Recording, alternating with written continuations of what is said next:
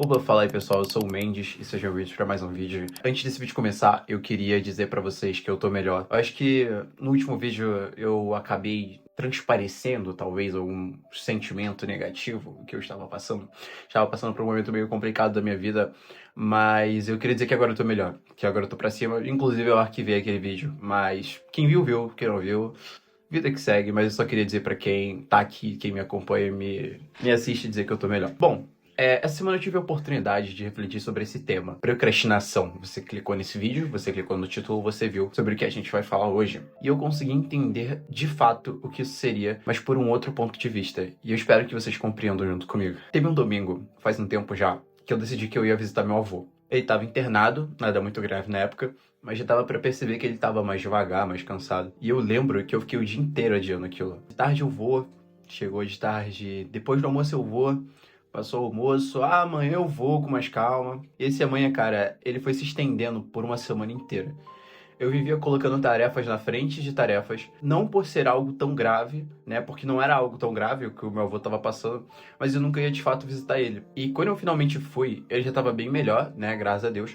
Mas eu fiquei pensando por que eu simplesmente não fui. Porque nós não sabemos o dia de amanhã. E o resultado podia ter sido diferente. Esse é o tipo de pergunta que eu acho que todo mundo já fez pra si mesmo em algum momento. Por que eu adio justamente as coisas que eu sei que são importantes? Não é a conta de luz que eu esqueço, não é o trabalho da faculdade que eu não sei fazer. Às vezes é uma visita, uma ligação, uma conversa que precisa acontecer.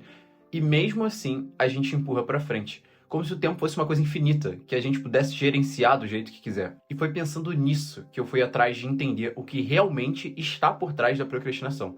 Não a procrastinação comum, mas algo que eu decidi chamar de procrastinação específica. Porque, sinceramente, eu cansei de aceitar a explicação fácil de eu sou preguiçoso.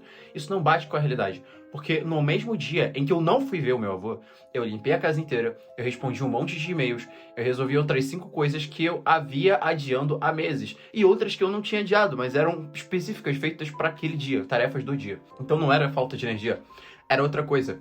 E essa coisa geralmente rodava em torno de uma tarefa só. E essa outra coisa, ela tem nome. No meio da psicologia, tem uma pesquisadora muito famosa chamada Fuchsia Cyrus, ou Fuchsia Cyrus, eu não sei pronunciar muito bem o nome dela, mil perdões se eu estiver falando errado, que estuda esse tema há muitos anos. E ela chegou numa conclusão que pra mim mudou completamente a forma como eu enxergo isso.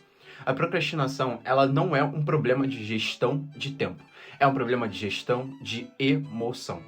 Principalmente quando falamos de uma tarefa e não de um amontoado, porque o amontoado nós damos conta, mas aquela em específico a gente não consegue. Mas por quê? A gente adia essa tarefa porque nela carrega um sentimento desconfortável junto. Seja medo, seja ansiedade, seja simplesmente a tristeza de encarar uma situação difícil. E o nosso cérebro, no automático, escolhe aliviar aquele sentimento agora, mesmo sabendo que isso vai custar caro depois. Então, quando eu não fui ver o meu avô, não era sobre não ter tempo. Era sobre não querer sentir o que aquela visita ia me fazer sentir. Ver ele ali, mais frágil do que eu estava acostumado a ver. E o adiamento, ele funcionou como um analgésico emocional temporário. Só que na prática ele não resolveu nada, ele só empurrou o desconforto para frente, e com juros. Tem também um pesquisador canadense chamado Piers Steel, que publicou um levantamento gigantesco numa revista chamada Psychological Bulletin, reunindo quase 700 pesquisas diferentes sobre esse assunto. E uma das coisas mais interessantes que ele mostrou é que o traço da personalidade sozinho explica muito pouco. O que realmente pesa é o quanto a pessoa acredita que vai dar conta daquilo e o quanto aquela tarefa parece desagradável na frente dela. Ou seja, quanto mais eu duvido de mim mesmo e quanto mais eu antecipo que aquilo vai ser ruim, mais fácil fica eu empurrar para depois. E aí eu penso, cara, quantas vezes na minha vida eu deixei de fazer alguma coisa importante não porque eu não tinha capacidade, mas porque eu já tinha decidido inconscientemente que aquilo ia ser difícil demais pra sentir. Eu vejo isso muito claro quando eu olho pra trás. Pra época de quando eu ainda tava decidindo a minha carreira, decidindo entrar na programação.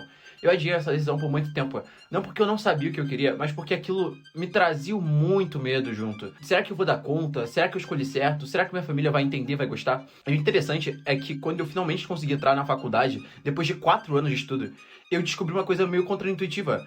A ação vem antes da coragem, não depois. Eu ficava esperando me sentir pronto para começar a entrar de cabeça no assunto complexo, por medo de um resultado difícil, esperando sentir aquela confiança toda, e ela simplesmente não chegava, enquanto eu não começava a fazer. Eu dizia, bom, como eu não consegui fazer a semana, segunda que vem eu começo. Eu vou fazer com toda certeza. E chegava segunda e eu não fazia absolutamente nada. A confiança, ela é quase sempre uma consequência da ação. Ela não é um requisito para ela. Isso foi uma das coisas que me ajudou a lidar com a procrastinação. Entender que eu não precisava sentir vontade para começar. Eu só precisava começar. E a vontade ia aparecendo no meio do caminho. Então, se você está adiando alguma coisa hoje, talvez valha a pena parar um segundo e se perguntar o que realmente eu estou evitando sentir. Porque na maioria das vezes, não é a tarefa em si que assusta, é o sentimento que ela carrega junto. E uma vez que você nomeia esse sentimento, ele perde uma boa parte do poder que tinha sobre você. Uma passagem que fala muito sobre isso está lá em Eclesiastes, capítulo 11, versículo 4, que diz assim: quem observa o vento não semeará, e o que atenta para as nuvens não cegará. Salomão já entendia isso há milhares de anos. Que se a gente ficar esperando a condição perfeita, o sentimento perfeito, o momento sem nenhum risco, a gente simplesmente nunca vai fazer nada.